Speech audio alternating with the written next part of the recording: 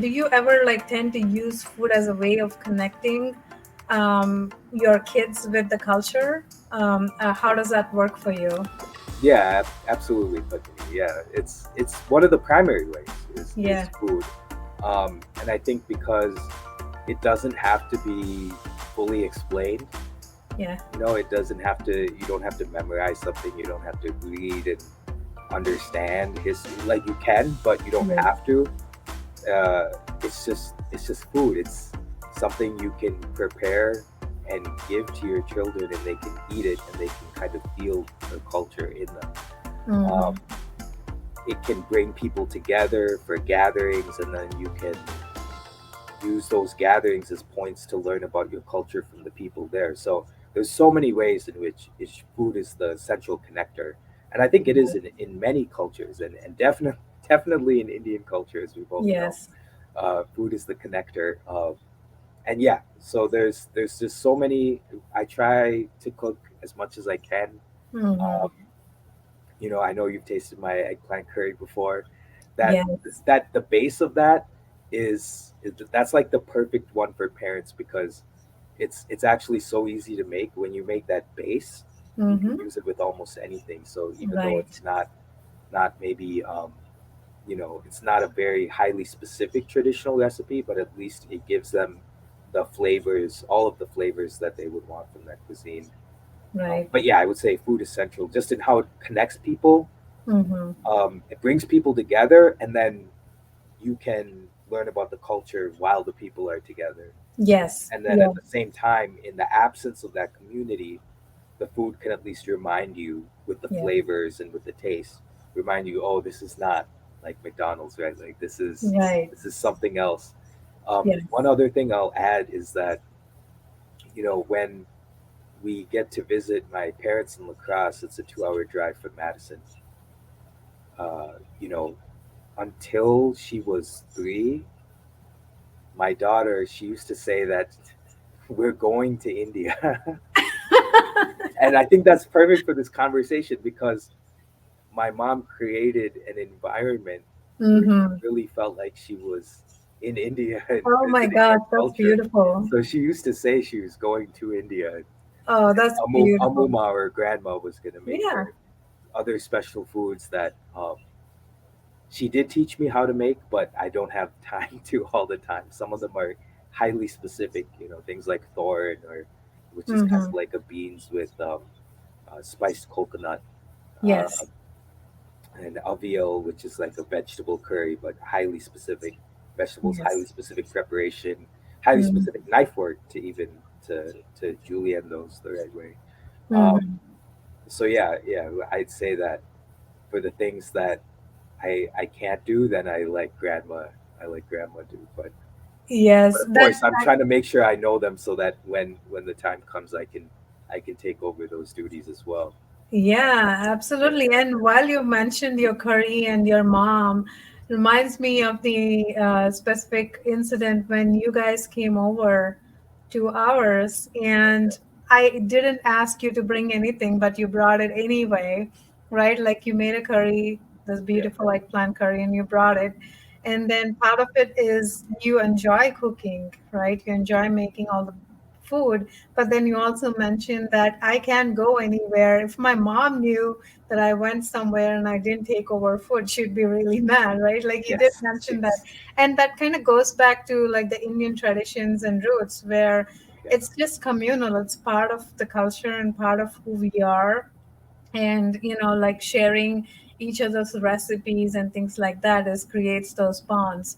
And you also did mention McDonald's. So food really is also a connector back to our roots, to where we came from, but it also connects us forward to the culture that we are part of yeah, right now, in the United States here, and our kids are growing up, right?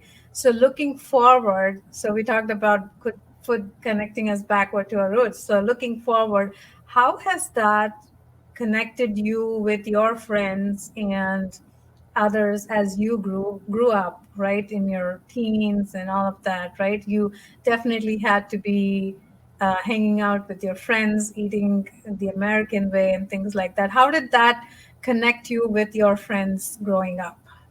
Yeah, so I would say there's a little bit of a duality with Mm-hmm. my experience, unfortunately, and I think with some other people's as well, maybe can relate to this. Um, Especially when you grow in kind of a smaller town like La Crosse.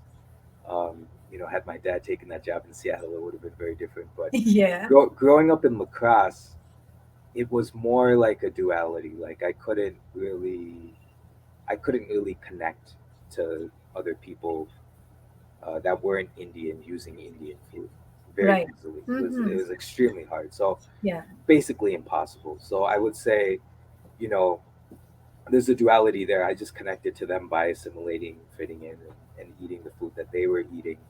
Um, Even versions, you know.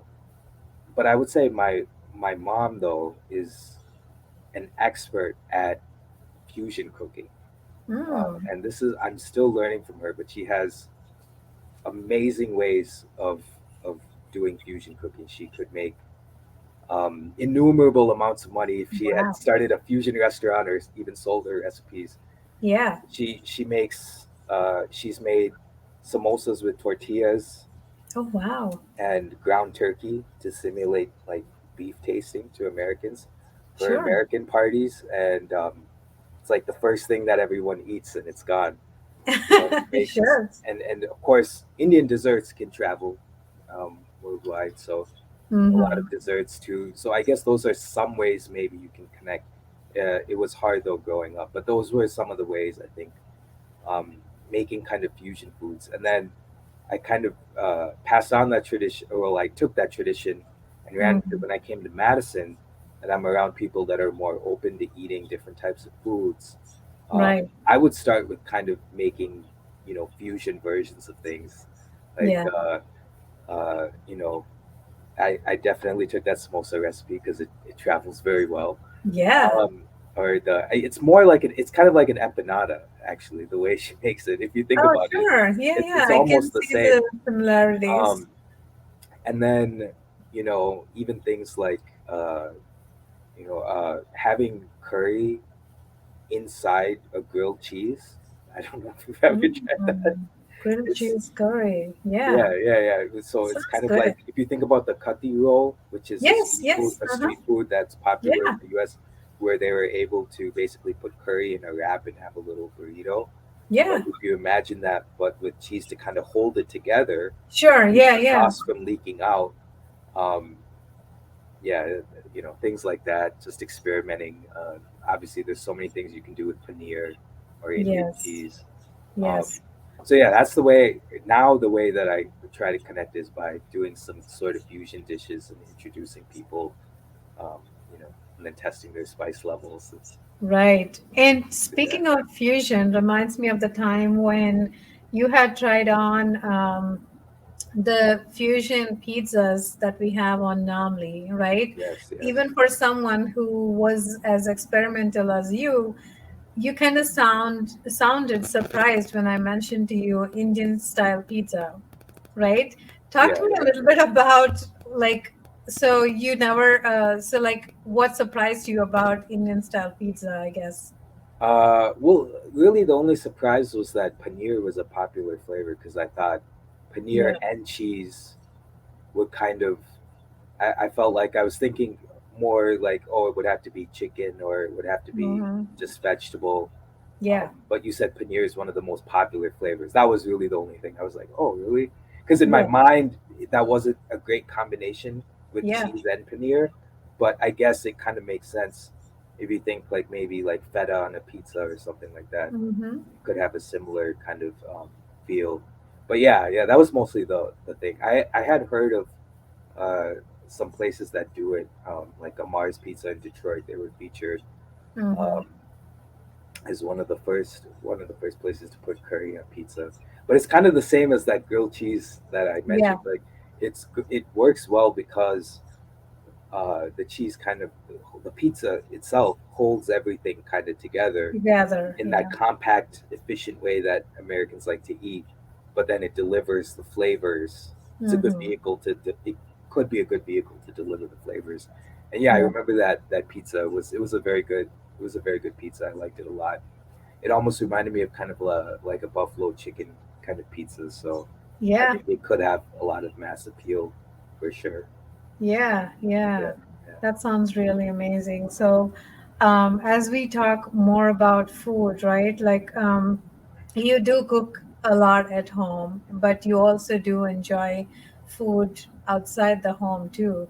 So, when you guys like dine in or dine out, what are some of the things that you have in the pantry? Like growing up in two different worlds, what does your pantry look like today? yeah. Our pantry is very unique. I'll start with growing up. It's definitely different than what mine is today. But growing up, our pantry was very much like a hybrid. We have all our unmarked plastic containers on one side, Yeah. spices, flours, dals, which like Yes. lentils, and all unmarked completely, and all, you know, my mom knew what every single one was, even if two of them looked very very similar. Um, Yes. and eventually, I learned what every single one was, even though they look similar. And so, yeah, spices, dals, everything, and then the other side was like cereal and Yeah. oatmeal and breads and things that me and my brother would you know ask my mom to buy at the grocery store, the Right. things that she would give in and buy for us, and crackers, and my mom's own guilty pleasures.